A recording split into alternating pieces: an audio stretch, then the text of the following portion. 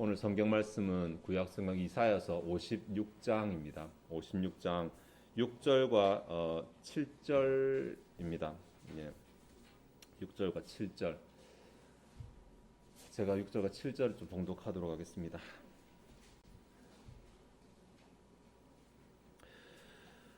또 여호와와 연합하여 그를 섬기며 여호와의 이름을 사랑하며 그의 종이 되며 안식일을 지켜 더럽히지 아니하며 나의 언약을 굳게 지키는 이방인마다 내가 곧 그들을 나의 성산으로 인도하여 기도하는 내 집에서 그들을 기쁘게 할 것이며 그들이 번제와 희생을 나의 제단에서 기꺼이 받게 되리니 이는 내 집은 만민이 기도하는 집이라 일컬음이 될 것임이라. 아멘. 이사야 56장 이 본문인데 원래 이사야서 이제 49장부터 57장까지가 하나의 문단, 큰 문단이고 하나님이 세상을 구원하신다. 하나님의 구원에 대한 이야기가 49장부터 57장까지 쭉 이어지고 있습니다. 그 가운데는 우리가 굉장히 잘 아는 53장도 있죠. 종의 고난이라고 불리는 그 가운데 오늘 이제 56장도 두 부분으로 나뉘어지는데 1절부터 8절까지는 과연 누가 하나님의 구원에 참여할 것인가 라는 주제를 가지고 있습니다. 1절과 2절을 보시면 임박한 구원의 날, 이제 곧 하나님께서 곧 오게 하시는 그 임박한 구원의 날에 어떤 자가 참석할 것인지, 그 예비하는 자가 어떤 모습으로 살아가야 그 구원에 참여할 수 있는지가 설명되는데 2절에 한번 보시면 안식일을 지켜 더럽히지 아니하며 그의 손을 금하여 모든 악을 행하지 아니하여야 하나니 이와 같이 하는 사람, 이와 같이 굳게 잡는 사람은 복이 있느니라 라고 하는데 얼핏 보면 율법을 완벽하게 지켜야 된다는 말인가 라고 생각이 들 수 있습니다. 그런데 3절 딱 보시면 갑자기 이 방금 전에 말씀하신 내용이 이스라엘 백성에게 하신 말씀이 아니라 이방인에게 하신 말씀이라는 것을 알 수 있습니다. 율법을 완벽하게 지켜야 된다는 그것은 이스라엘의 문제인 것 같은데 왜 이방인들을 대상으로 하시는 말씀 가운데 이런 말씀을 하셨을 것인가? 그렇다면 우리는 육적으로는 이방인들이잖아요. 이스라엘이 아니니까 육적인 이방인들이 구약의 율법을 지켜야 된다는 말인지 우리는 어떻게 해야 되는지 본문이 우리에게 요구하시는 의무가 무엇인지 오늘 이런 부분을 한번 생각해 보려고 합니다. 전체를 다 생각하면 좋지만 시간 관계상 6절과 7절만 생각하도록 하겠습니다. 6절과 7절 어렵습니다. 굉장히 원문으로 어렵습니다.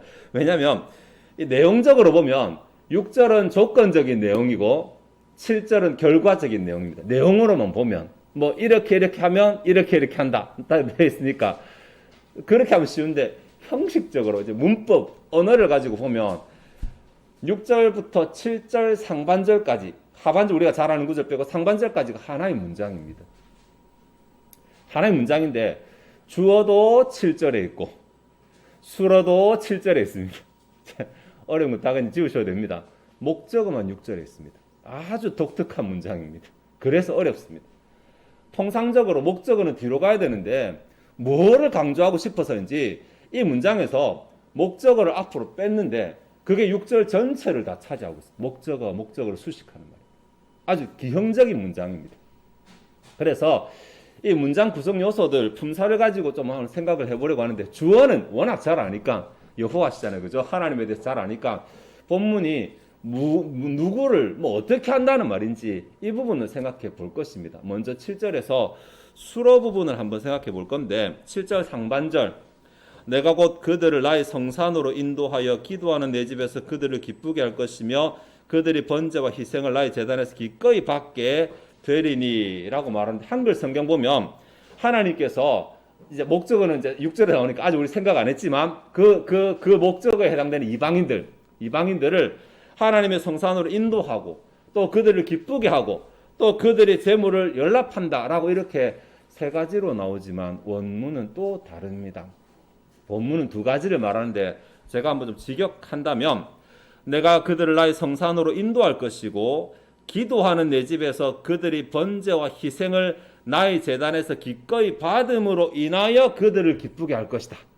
자, 들어서는 잘 모르겠지만 두 가지입니다. 두 가지. 하나는 나의 성산으로 인도한다는 것이고 두 번째는 그들을 기쁘게 할 것이라는 말입니다. 하나님께서 이 누군가를 하나님의 성산으로 인도하신다고 말하는데, 하나님의 성산, 다음에 뭐 기도하는 내 집, 다 성전이잖아요. 하나님께서 이 이방인들을 하나님께서 계시는 성전으로 인도하시겠다는, 이끌어 오시겠다는 것입니다.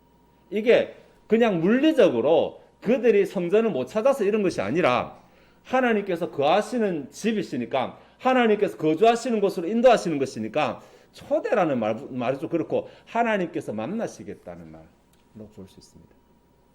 하나님께서 이런 이방인들을 만나시겠다. 근데 만나는 것으로 끝나는 것이 아니라 그들이 예물을 받으시고 그 다음에 그들에게 기쁨을 주신다라고 말합니다. 이거 고대 근동의 좀 문화를 조금 이해를 해야 됩니다. 이 장면은 아주 전형적으로 우리가 어떤 성으로 여행을 가게 되었을 때 그 성으로 들어가면 그 성에서 제가 들어왔습니다라고 신고를 할 때, 특별히 그 성의 성주라든지, 옛날에 근동의 왕이죠, 성 안에 있는 왕을 찾아가 아련하는 모습이 굉장히 많이 반영되어져 있습니다. 왕을 찾아가면 일단 왕이 만나줄 것인지 안 만나줄 것인지부터 결정을 합니다. 너는 안 만난대. 그러면 그 성에서 아무것도 못합니다. 상업도 못하고 아무것도 못하는데 너를 만나주신대. 부터가 기쁨인데, 그럼 이제 왕을 만나니까 예물을 가져갈 거잖아요. 가서 예물을 딱 드렸을 때 왕이 그 예물을 기뻐하면, 그러면 이 사람이 뭘 원하든지 요청이 이루어집니다. 왕이 예물을 기뻐하지 않으면, 안 받아주면 그냥 왕 얼굴만 보고 돌아가는 것입니다. 굉장히 유사한 모습이 나오는데, 하나님께서 친히 그들을 하나님이 계시는 곳으로 인도하시고, 즉 만나주시고, 그들이 드리는 번제와 희생제물을 기뻐 받으시고 그것으로 인해서 그들에게 기쁨을 되돌려 주신다라는 거 하는 것은, 가장 쉽게 말하면 하나님 만나고 내가 원하는 소원의 응답을 누린다. 뭐 가장 쉽게 말하면 그 정도쯤 되지 않을까라고 생각합니다. 이렇게 두 가지를 말하고 7절에서 이 대상들에게, 누구지, 이제 이방인들이 하나님께 가까이 나아가게 허락하시고가 아니고 하나님께서 친히 그들을 인도하시고 하나님을 만날 수 있도록 인도하시고, 그 다음에 하나님께서 그들의 예물을 기뻐 받으심으로 인하여서 그들을 기쁘시게 해주십니다. 연락했으니 이제 그들에게 뭐가 그들이 가지고 온 왕을 만나야 하는 이유 있잖아요. 그 이유에 대해서 그들에게 기쁨으로 갚아 주시는 것입니다.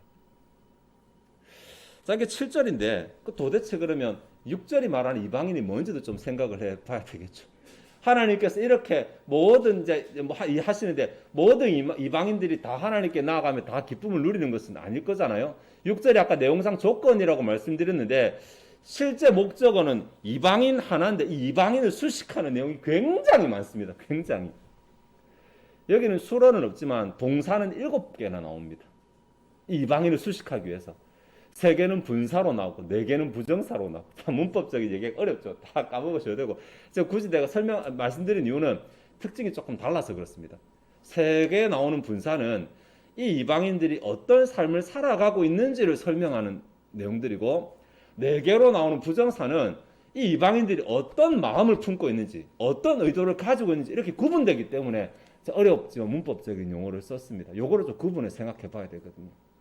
이들이 어떤 삶을 살아가고 특히 어떤 마음을 품고 어떤 삶을 살아가기 때문에 하나님께서 이들을 하나님이 계신 성전으로 인도하시고 하나님께서 이들이 드리는 제물을 받으시고 이들에게 기쁨으로 갚아주시는가 라고 하는 것이죠.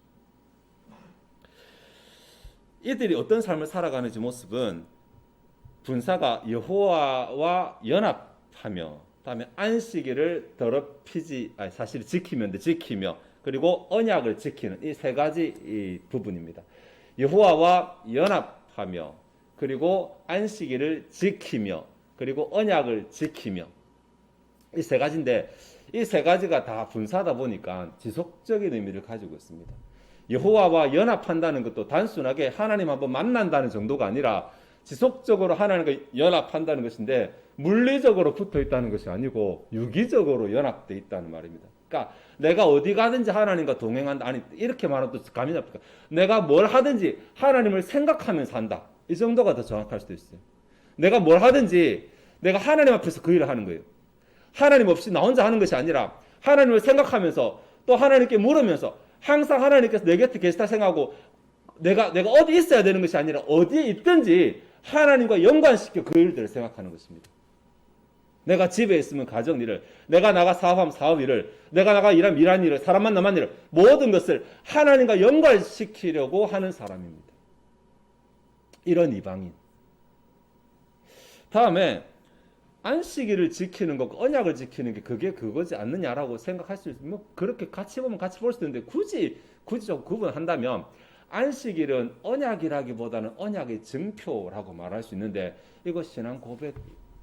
신앙 고백. 사실 안식일은 신앙 고백적 기능을 가지고 있거든요. 주일을 지킨다는 것은 내가 하나님의 백성이라는, 구약에는 이거 말고 할례도 또 하나님의 백성이라는 그 신앙 고백적 차원이 있었죠. 언약의 증표가 되는 것이, 안식일을 지키는 것이 언약의 증표로 간다면, 언약을 지키는 것은 그분께서 실제적으로 명령하신 그 명령 조항들에 순종하는 것, 이렇게 구분할 수 있습니다.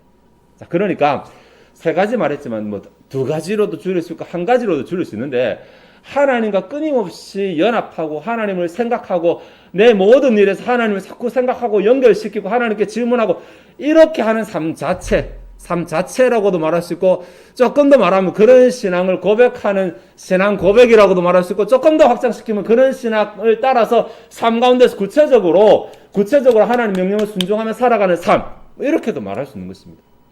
그 말이 다 그 말입니다. 네.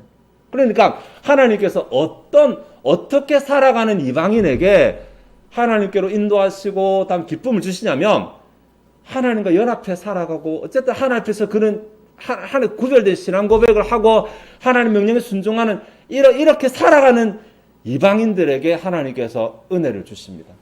이스라엘도 함부로 잘 만나지 못하는 하나님을 만나게 하십니다. 자, 그런데 아까 제가 6절에는 두 가지 어떻게 살아가는지, 어떤 마음을 품는지가 나온다고 그랬잖아요. 어떤 마음을 품는지에 대한 이야기도 나오는데 부정사로 사용된 내용들이거든요. 4개의 부정사가 나오는데, 하나는 안식일을 지킴에 속한 것이라서 빼겠습니다. 안식일이 더럽혀지지 않도록 지키며, 이것이거든요. 그래서 더럽혀진다, 이거 빼겠습니다. 빼면 그를 섬기고 그를 사랑하며 그의 종이 되는 것, 이 세 가지가 부정사입니다. 이게 이방인의 마음속에 있어요.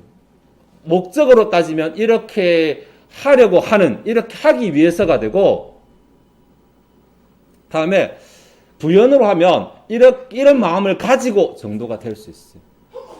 그러니까 이들이 끊임없이 삶 가운데서 하나님과 연결시키는 삶을 살아가려고 하잖아요. 아침에 일어나 하나님 오늘 저에게 또 하루를 주셨네요. 어디 나가기 전에 하나님 제가 또 이렇게 나가게 될 건데 하나님께서 인도해 주세요. 끊임없이 하나님께 질문하고 묻고 하나님 도우심을 요청하고, 하나님 지금 제가 기로에 섰는데 어떻게 하면 좋을까요? 저에게 지혜를 주세요. 끊임없이 이렇게 하고, 또 감사한 일이 생기면 하나님 저한테 이렇게 해주셨거든요. 하나님을 인정하고 영광 돌리고 감사하고, 무슨 일이 생기든지 간에 하나님과 연관시키는 이런 삶을 살아가고, 다음에 내가 하나님 앞에 보여야 될 언약의 증표들, 저 하나님 신앙입니다라는 신앙 고백을 감추지 않고 하나님께 보여드리고 삶 가운데 순종하며 살아가고, 이렇게 살아가는데, 이런 행동들, 겉으로 살아가는 행동들은 이스라엘도 다 하고 있었거든요. 그것이 아니라 여기 한 가지를 더 추가하는 내용이, 어떤 마음으로 이런 행동들을 하며 살아가느냐, 어떤 마음으로. 그것이 그를 섬기는 마음으로, 그를 사랑하는 마음으로, 뒤에 그의 종이 되는 마음으로. 그를 섬기는 것이나 그의 종이 되는 것이랑 같은 말이잖아요. 그래서 내용상 이게 교차대 친구처럼 말하는데, 그를 사랑하기 때문에 섬기는 것이라고 말할 수 있습니다. 하나님을 사랑하기 때문에 하나님을 사랑하고 그것 때문에 하나님을 섬기는 것. 요즘에 내가 섬긴다, 내가 종이 된다, 이런 말 사람들 별로 안 좋아하잖아요. 워낙 내가 대단한 시대이기 때문에, 나 자신이 대단하고 개인주의적인 시대이기 때문에 내가 누구를 섬겨, 이렇게 하면 사람들이 그 말에 거부감 느낍니다. 근데 잘 따지고 보면 이방인들이 앞에서 하나님과 끊임없이 연관하며 살아가고 하나님 앞에 신앙 고백을 하고 순종한 이 삶이 사실은 하나님을 사랑하는 마음 없이는 진정으로 그렇게 살아가기 힘듭니다. 그렇죠? 또 다른 말은 아닌 것입니다. 이미 이런 마음을 품으면 그렇게 안 살아갈 수 없고, 그렇게 살아가고자 한다면 이런 마음을 품을 수밖에 없는 그런 구조라고 할 수 있습니다. 이 둘을 좀 정리해 보겠습니다. 어떤 동기에서 어떤 행동을 지속하느냐가 하나님이 보시는 기준이신데, 하나님을 사랑하는 동기, 하나님을 섬기는 동기에서 하나님과 끊임없이 연합하고 그다음에 하나님의 말씀들에 순종하는 삶을 살아가는 것. 완벽하죠, 그죠? 하나님께서 이런 이방인들을 하나님이 계신 곳으로 인도하십니다. 즉 하나님 만나주십니다. 내가 만나줄게. 그리고 말해봐라. 내가 들어줄게. 그리고 하나님께서 응답하심으로 인해서 우리가 기쁨을 누리게 되는 것입니다. 네, 우리가 굉장히 잘 알고 있는 그런 내용이죠, 그죠? 잘 알고 있는, 우리가 몰라서 못하는 건 아니지, 알고는 있잖아요. 한 가지 더 생각을 해야 되는데 7절 하반절에 이는 내 집은 만민이 기도하는 집이라 일컬음이 될 것임이라 라고 말해서 우리 굉장히 잘 아는 내용이 나오네요. 우리는 만민이 기도하는에 주로 방점을 둬서 이 문장을 읽지만 문맥을 따라 읽으면 만민이 초점입니다. 만민이. 네. 이 집은 만민에게 오픈된 집이다. 즉 누군가에게만 제한된 집이 아니라는 말을 하는 것입니다. 사실 당시 이스라엘은 선민 사상에 젖어서 이방인들에 대해서 굉장히 경계심을 가졌고 또 이방인들이 하나님을 만나는 것에 대해서 스스로가 걸림돌 역할을 했어요. 방해를 했어요. 이방인 주제에 어디 감히. 하나님이 이스라엘을 택하신 것도 자기들이 잘나서 택하신 것 아니잖아요. 경쟁해서 택하신 것이 아니라 은혜로 택하신 것인데 자기들이 받은 은혜를 까먹고 자기들이 받은 은혜를 권리로 생각하고 이방인들이 길을 막았어요. 여기에 대해서 아니 성전은 너희들이 전유물이 아니라 만민에게 개방된 기도하는 집이다. 누구라도 와서 기도할 수 있는 곳이라고 말씀하시는 것이 7절 하반절입니다. 네. 그런데 이스라엘뿐만 아니라 사실 우리도 교회 안에서 혹은 내 신앙 가운데서 하나님께서 은혜를 주신 것을 내 권리로 생각하고 내가 그것으로 혹 다른 사람의 신앙을 방해하거나 다른 사람이 하나님께 나아가는 것을 막고 있지 않는지 좀 한번 생각을 해봤으면 좋겠네요. 내가 교회 오래 다녔으니까 우리는 그런 거 없겠죠. 내가 직분이 뭐니까 내가 교회에서 무슨 일을 하니까 다른 사람들이 하나님께 나아가는 것에 대해서 내가 그것을 좌지우지하려고 하고 내가 그 앞에 서 있고 내가 수문장이 되고 나를 통해야 되고 혹시 이런 생각하고 있지 않는가라는 것입니다. 네.